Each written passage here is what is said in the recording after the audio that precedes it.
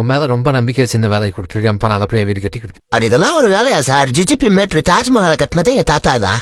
இது டெல்லி செங்கோட்டை எங்க சித்தப்பா தான் கட்டினாரு. உங்களுக்கு அம்சமா அமைச்சிருவேன் சார். பையன் உண்மையில கில்லியா இருக்கானையா. இனி நம்ம இங்கிருந்து ஒரு பிரயோஜனம் இல்ல.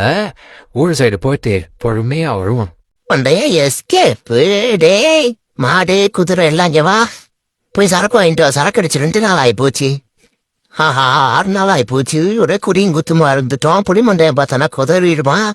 இதுக்கு மேல வேற ஒரு செட்டிங் பண்ணுட்டே. போய் நூடுல்ஸ் வாங்கிட்டு வா. நூடுல்ஸ்ல வீட்டை கட்டி கொடுத்துருவோம். பசங்க போது அவனை பேத்து சாப்பிட்டுக்கிட்டோம்.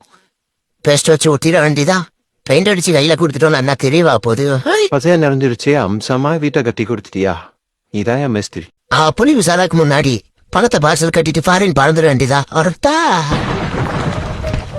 மாலை நீ தான்டா மேஸ்திரி. உனைய மாதிரி ஒரு ஆலோசனை தான்டா வீட்டை கட்டணும்.